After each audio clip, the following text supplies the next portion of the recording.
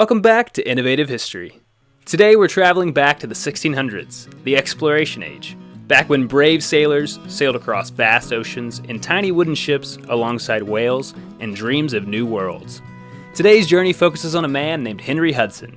Hudson's expeditions followed famous explorations to the Americas like that of the Vikings in 1000 AD and Christopher Columbus in 1492. Henry Hudson was an English explorer now famous for discovering the Hudson River, the Hudson Strait, and the Hudson Bay. We don't know much about Hudson's childhood, but historians think he was born around 1565 and probably grew up sailing on ships.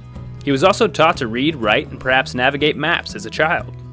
Hudson developed a reputation as a strong sailor and believed that he could navigate through the North Pole and find a shorter route to Asia. What we do know about Henry Hudson is that he had one fancy mustache. But don't let that fool you. Hudson was a brave man who sailed into dangerous icy waters where few had gone before. In the year 1607, the Muscovy Company from London, England, provided Hudson with the funds he needed to try and find a sailing route to Asia. Europeans wanted a faster route to the Far East so they could get quicker access to spices and other goods. The only problem was, Hudson needed to sail through the ice-filled Arctic Circle. Hudson set sail from England 2 different times and failed on both.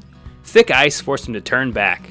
His third expedition left from the Netherlands, under the flag of the Dutch East India Company.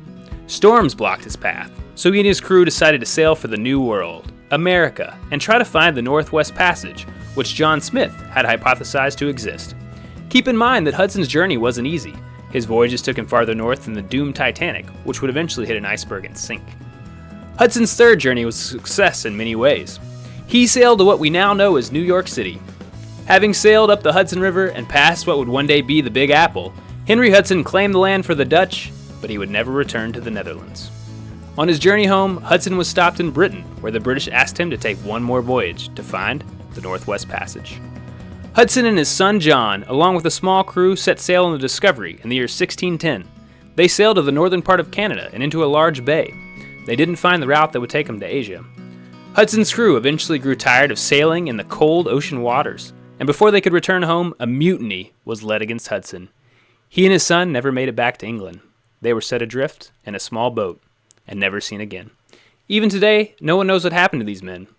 What we know is that Henry Hudson was a brave explorer who overcame icy waters, long sea voyages, and never gave up on trying to reach his goals. Today, we can still find his name on many waterways in North America.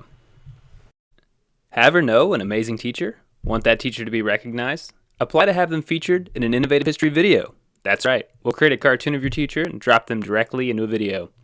Go to innovativehistory.com/teach and apply now. Thanks for watching. Check out some of our other amazing videos. Don't forget to subscribe.